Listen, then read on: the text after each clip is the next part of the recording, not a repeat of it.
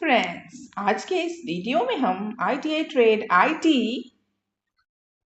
यानी कि information technology के फर्स्ट ईयर के module 1 safety electrical and electronic component से 10 इंपॉर्टेंट क्वेश्चंस को सॉल्व करेंगे और उन्हें आसान भाषा में समझेंगे।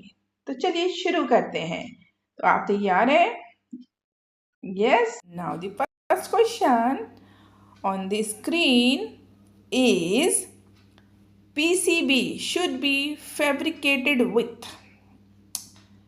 Options are even number, odd number of layers, two number of layers, any number of layers. PCB में जो layers होते हैं वो इवन नंबर में होते हैं या ऑड नंबर में होते हैं। इवन नंबर हो गए 2, 4, 6, 8, ऑड नंबर हो गए 3, 5, 7, या 2 नंबर ऑफ लेयर्स होता है या एनी नंबर ऑफ लेयर्स होता है। तो इसका आंसर क्या होगा? इसका आंसर होगा इवन नंबर ऑफ, इसका आंसर होगा even number of layers, option A. तो अब थोड़ा सा जान लेते हैं हम पीसीबी के बारे में। पीसीबी प्रिंटेड सर्किट बोर्ड, यह इलेक्ट्रॉनिक डिवाइसेस का दिल होता है। अगर आप किसी भी ख़राब रिमोट, मोबाइल या कंप्यूटर को खोलकर देखेंगे तो अंदर जो हरे रंग की बोर्ड दिखाई देती है वही है पीसीबी, प्रिंटेड सर्किट बोर्ड।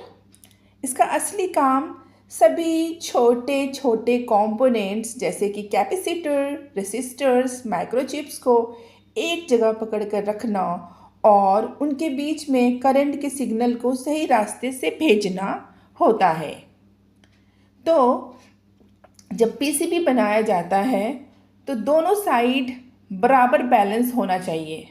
अगर ऑड नंबर जैसे कि 3 या 5 लेयर लगाएंगे तो हीटिंग के वक्त बोर्ड टेढ़ा या बैंड हो सकता है। इसलिए हमेशा इवन नंबर में ही लेयर्स को रखना चाहिए ताकि बोर्ड फ्लैट और मजबूत बना रहे।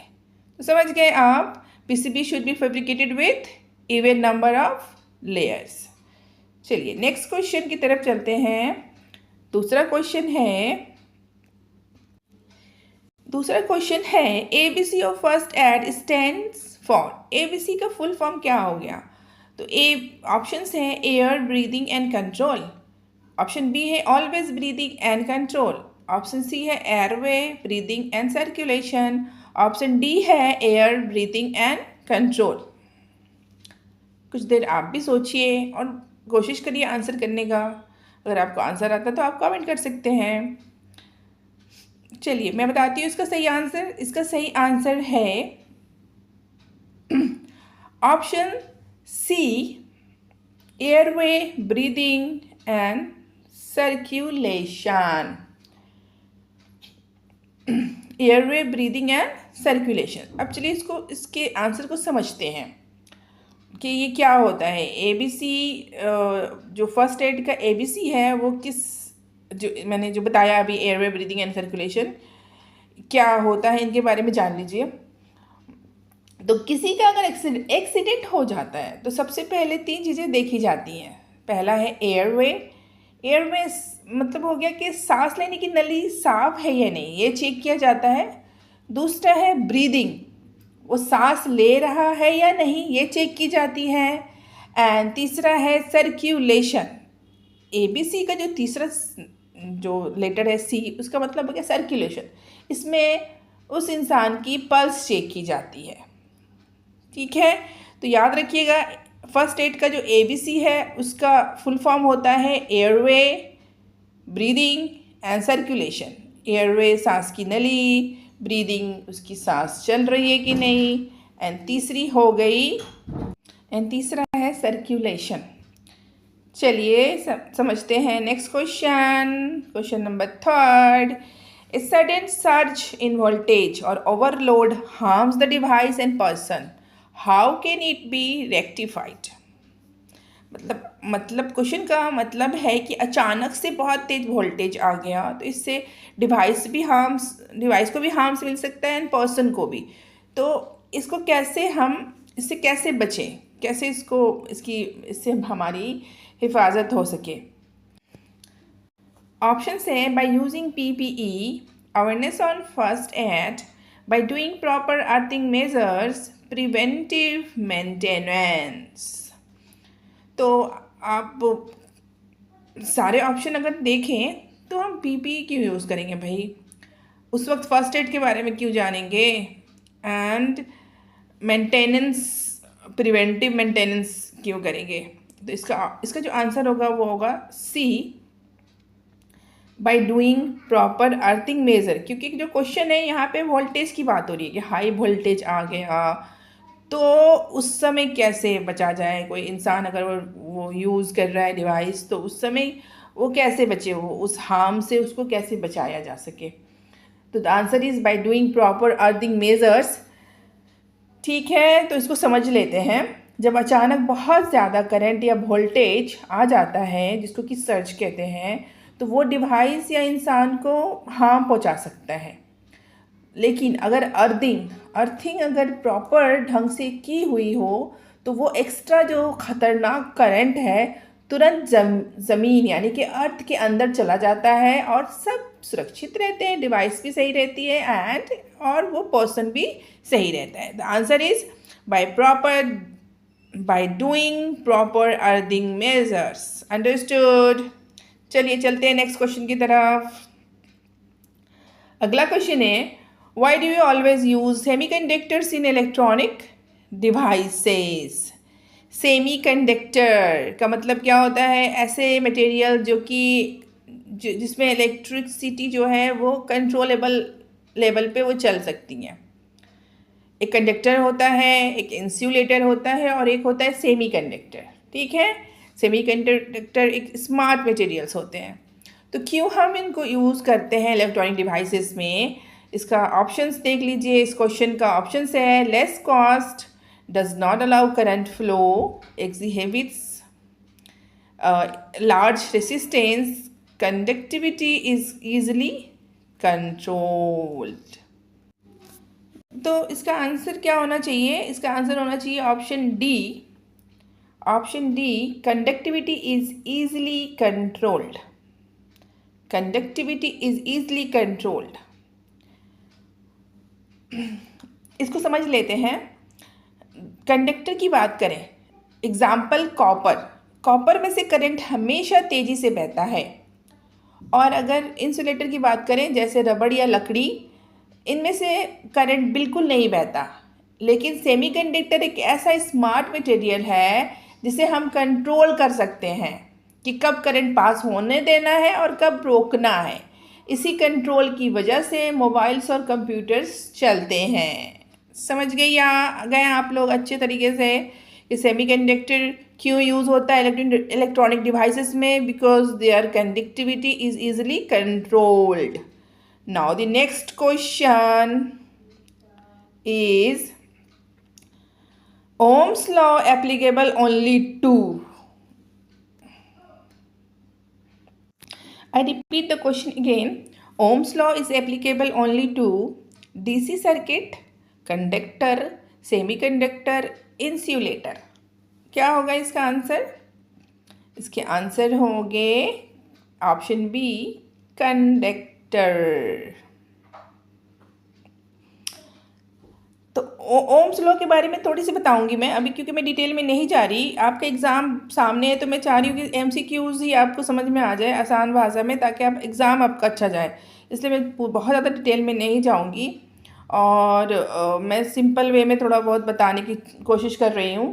तो ओम्स लॉ जो है ये पूरे इलेक्ट्रिकल और इलेक्ट्रॉनिक्स इंजीनियरिंग का सबसे बेसिक और सबसे इम्पॉर्टेंट रूल है। इस रूल में जो मेन फार्मूला है वो होता है V = IR। V for voltage, I for current and R for resistance. Okay, this is the formula of Ohm's law. इसके यूनिट आप थोड़ा याद कर लीजिएगा, जिसमें कि वोल्टेज, जिसको वोल्ट इसकी यूनिट होती है, करंट I यानी कि करंट इसकी यूनिट एम्पियर होती है एंड आर यानी कि रेसिस्टेंस इसकी यूनिट ओम होती है। ज़्यादा डिटेल में नहीं जा रही मैं, ठीक है। अच्छा, इसके बारे में अब सुन लीजिए कि कंडक्टर की यूज़ होता है। तो यहाँ बताया जा रहा है कि जो ओम्स लॉ है V इक्वल आई आर का रूल सिर्फ तब काम करता है जब करंट किसी अच्छे कंडक्टर, जैसे कॉपर है, कंडक्टर कौन कौन से नाम एग्जांपल दे रही हूँ मैं, कॉपर, एल्यूमिनियम, इन सब वायर पे से गुजर रहा हो, तब ये ओम्स लॉ काम करता है। सेमीकंडक्टर या इंसुलेटर पर यह रूल सही से काम नहीं करता है। तो याद रखना है, Ohm's law only applicable on conductor. Okay, चलें नेक्स्ट क्वेश्चन की तरफ। Next question, equivalent resistance is equal to the sum of individual resistances in. मतलब कि सभी जो रेसिस्टेंस हमने लगाए हैं वो आपस में कब जुड़ते हैं, ठीक है।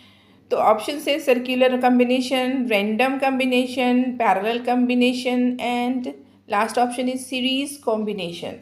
इसका आंसर होगा, पहले आंसर देख लेते हैं, आंसर होगा डी, सीरीज कॉम्बिनेशन। अगर हम बहुत सारे रेसिस्टर्स को एक के बाद एक ही लाइन में सीरीज में जोड़ देते हैं तो जो टोटल रेसिस्टेंस है, अगर हम सभी रेसिस्टेंस को एक साथ जोड़ दे रहे हैं, यानी कि अगर हम R1 plus R2 plus R3 कर रहे हैं, तो इससे क्या होगा कि जो टोटल रुकावट है वो बढ़ जाती है, क्योंकि सभी आपस में प्लस हो जाते हैं। और ये जो चीज़ है, ये जो सीरीज़ है, इस जोड़ने को जिस तरह से हम जोड़ रहे हैं इसको कहते हैं सीरीज़ कॉम्बिनेशन। तो आंसर, इसलिए आंसर क्या होगा, सीरीज़ कॉम्बिनेशन। नेक्स्ट क्वेश्चन की तरफ चलते हैं। Question number 7, the house hold energy meter is. The household energy meter is, options are an indicating instrument, and recording instrument, and an integrating instrument, and absolute instrument। तो घर की जो बिजली metre लगी होती है, हाउस होल्ड एनर्जी मीटर, वो क्या है, वो एक इंटीग्रेटिंग इंस्ट्रूमेंट है। कैसे है इसके बारे में बता देती हूँ मैं। घर का मीटर सिर्फ ये नहीं दिखाता कि अभी कितनी बिजली खर्च हो रही है, बल्कि वो पूरे महीने की यूनिट को जोड़ता है। जोड़ना मतलब इंटीग्रेट करता है, इसलिए इसे इंटीग्रेटिंग इंस्ट्रूमेंट कहते हैं, ताकि महीने के आखिर में टोटल बिल निकल सके। So this is the answer. जो हाउस होल्ड एनर्जी मीटर लगी रहती है सबके घरों में, वो एक इंटीग्रेटिंग इंस्ट्रूमेंट है। चलिए नेक्स्ट क्वेश्चन की तरफ चलते हैं। What is the result of insufficient soldering to connect the joint. Options are current flow, overload, connection failure and open circuit, strong connection and no loss of energy. These are the 4 options here. Which one is correct answer? Think. The answer is option C. Option C, connection failure and open circuit. Answer is, बता दिया मैंने answer, connection failure and open circuit. अच्छा, सबसे पहले एक चीज़ यहाँ पे जो वर्ड आई है सोल्डरिंग, उसकी मतलब क्या होती है वो थोड़ा मैं बता दूँ आपको। सोल्डरिंग एक ऐसी प्रोसेस है जिसमें 2 या ज़्यादा मेटल पार्ट्स को पिघला हुआ मेटल की मदद से जोड़ा जाता है, लेकिन मेन मेटल्स को मेल्ट नहीं किया जाता है। This is called soldering. Okay, तो अगर 2 तारों या कंपोनेंट्स को जोड़ते वक्त सोल्डरिंग थोड़ी सी भी खराब की जाए तो वो थोड़ी देर बाद टूट जाएगी, इससे कनेक्शन टूट जाएगा और सर्किट ओपन हो जाएगा, है कि नहीं, काम नहीं करेगा, बंद हो जाएगा, जिससे करंट बहना रुक जाएगा। तो इसीलिए इनसफिशिएंट सोल्डरिंग ना करें, एकदम पक्की वाली सोल्डरिंग करनी चाहिए। Next question, capacitor have become essential components in almost every electronic device. What is the main cause for it? Capacitor, ठीक है, कैपेसिटर के बारे में जान लेते हैं कि क्या होता है कैपेसिटर। अच्छा, पहले आंसर बता दूं मैं। तो इसके जो आंसर है क्वेश्चन नंबर 9 का, कैपेसिटर क्यों ज़रूरी है सभी इलेक्ट्रॉनिक डिवाइसेस में, इसका आंसर बी होगा। सबसे पहले मैं आंसर बता दूं आपको, आंसर होगा B, they are capable of storing in electrical energy. अब इसको समझ लेते हैं। कैपेसिटर एक छोटी टेम्पररी बैटरी की तरह होती है, इस तरह समझिए आप। ये बिजली को अपने अंदर स्टोर कर लेती है, और जब सर्किट को अचानक थोड़ी एक्स्ट्रा एनर्जी की ज़रूरत होती है, जैसे कि फ़ैन नहीं चल रहा है, फ़ैन स्टार्ट होने वाला है, तो उस समय वो ये करंट वो दे देती है। This is the important function of capacitor. तो आंसर क्या होगा? They are capable of storing electrical energy. ये छोटी छोटी बैटरी की तरह लगी रहती है पीसीबी बोर्ड्स पे। चलिए लास्ट क्वेश्चन की तरफ चला जाए। लास्ट क्वेश्चन है, ignition transformer is used in, options are electric circuit, welding equipments, automobile, computer. ठीक है, ये क्वेश्चन है, इग्निशन ट्रांसफार्मर कहाँ यूज़ होता है, कहाँ यूज़ होता है? क्या ये इलेक्ट्रिक सर्किट में यूज़ होता है, वेल्डिंग इक्विपमेंट्स में यूज़ होता है, या ऑटोमोबाइल में यूज़ होता है, या फिर कंप्यूटर में यूज़ होता है? तो सही जवाब है, इसका सही जवाब है ऑटोमोबाइल। ऑटोमोबाइल यानी कि व्हीकल्स, गाड़ियों में, जो कार्स बाइक्स होती हैं, इनमें ये इग्निशन ट्रांसफार्मर यूज़ होता है। क्या काम है इस ट्रांसफार्मर का, इसके बारे में जान लेते हैं। कार्स या बाइक्स में पेट्रोल डीजल को जलाने के लिए एक छोटी सी चिंगारी की ज़रूरत होती है।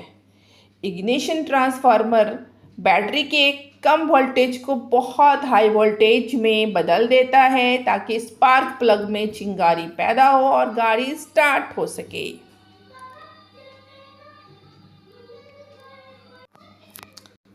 तो मैंने ये सारे आंसर जो है लास्ट में दे दिया है, और ये पीडीएफ में प्रोवाइड कर दूंगी आपको, तो आप ये पीडीएफ से सारे आंसर्स को देख सकते हैं और एक बार और अच्छे से समझ सकते हैं। तो प्लीज़ फ्रेंड्स, आप मेरे वीडियोस को सपोर्ट करें और ज़्यादा से ज़्यादा लोगों को शेयर करें, ताकि जो स्टूडेंट्स हैं उनकी हेल्प हो सके। Thank you for watching.